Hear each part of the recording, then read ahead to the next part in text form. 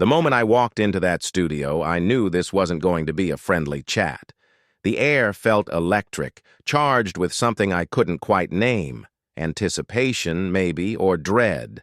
The cameras were already rolling, red lights blinking like angry eyes in the darkness.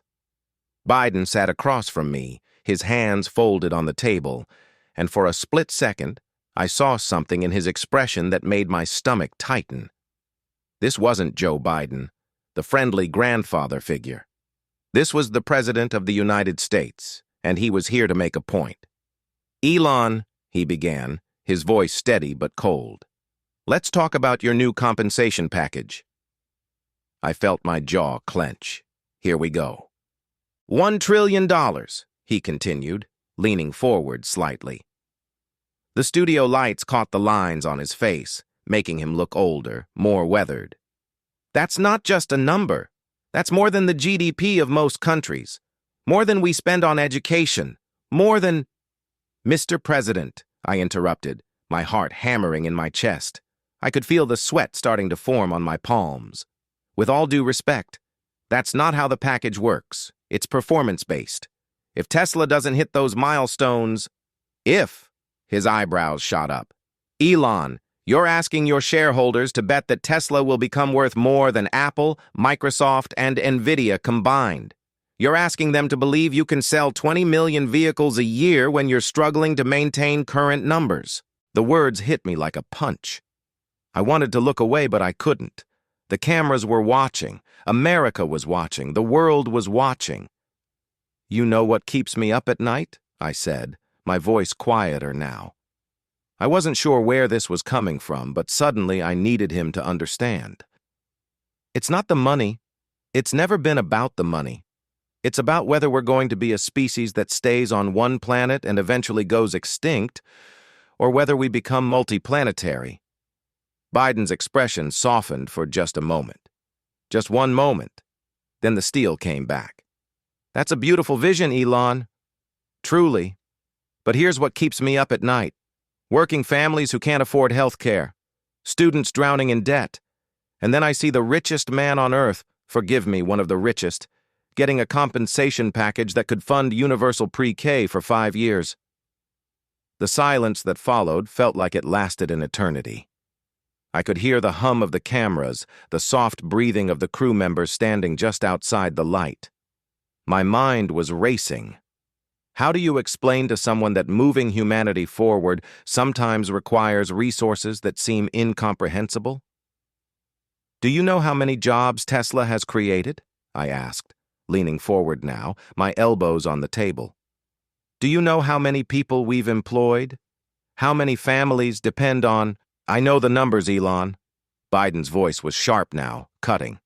"I also know that Tesla's sales dropped 50% in Germany last quarter. I know that your Cybertruck rollout has been, let's call it rocky. I know that while you're asking for a $1 trillion payday, your workers are fighting for better conditions." That stung. It stung because there was truth in it.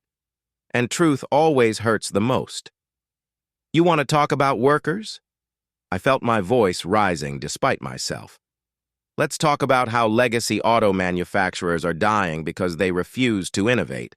Let's talk about how many jobs won't exist in 10 years if we don't transition to sustainable energy. This isn't about me, Mr. President. This is about survival." Biden finished my sentence, but his tone made it sound like mockery. "That's what you always say, isn't it? It's about survival." "But Elon, whose survival? Because from where I'm sitting, it looks like the survival of your empire, not the survival of the average American." I felt something crack inside me then. Not break, crack. Like ice on a frozen lake when you step too close to the edge. "You know what the difference is between you and me?" I said quietly, and I could hear the tremor in my own voice. "You think in 4-year terms. I think in century-long terms. You're worried about the next election. I'm worried about the next extinction event." Biden's eyes narrowed. "And you think that gives you the right to play by different rules?" "I think it gives me the responsibility to try." The words hung in the air between us. For a moment, just a moment, I thought I saw understanding flicker across his face. Then it was gone. "Let me ask you something," Biden said, and his voice had changed again. Softer now, almost sad. "Do you ever wonder if you've lost touch? If maybe, just maybe, you've been in the billionaire bubble so long that you can't see what regular people see anymore?" The question hit me harder than anything else he'd said. Because late at night, when I'm alone in whatever house I'm sleeping in that week, I do wonder. I wonder if my kids will remember me. I wonder if I'm building a future or just building monuments to my own ego. I wonder if the man I see in the mirror is still the same kid who dreamed of Mars, or if somewhere along the way, I became something else.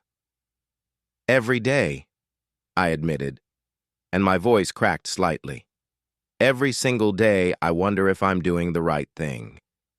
But wondering doesn't change the math, Mr. President. The math says we need to become multiplanetary. The math says we need sustainable energy.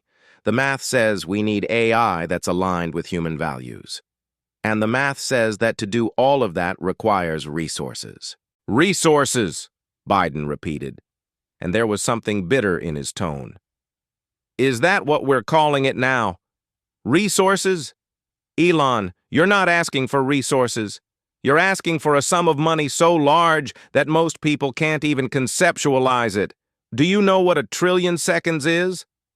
I waited. "It's about 31,700 years. That's how long 1,000,000,000,000 seconds is. That's longer than recorded human history. And you want that? In dollars." The weight of the number settled over me like a heavy blanket. I'd never thought about it that way. "But it's not liquid cash," I protested, and even to my own ears it sounded weak.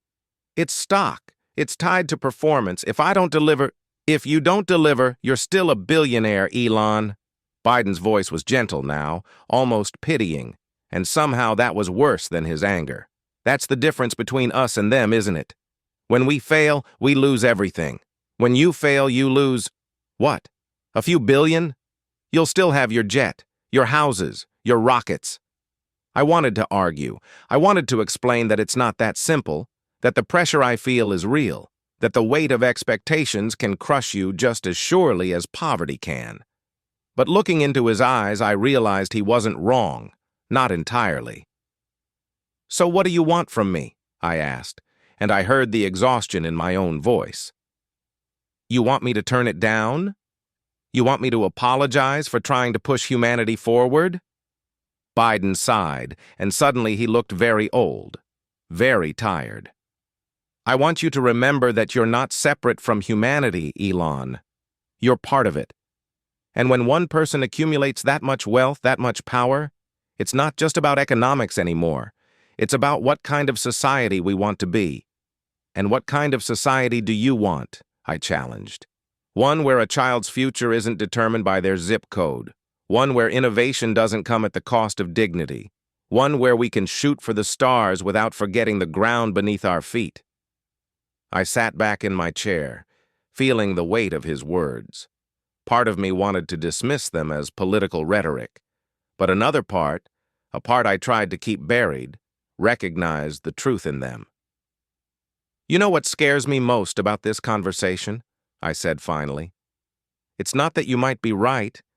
It's that we might both be right, and there's no way to reconcile it." Biden looked at me for a long moment. "Maybe that's the real showdown, Elon. Not you versus me. Not rich versus poor. But present versus future. And the tragedy is, we need both."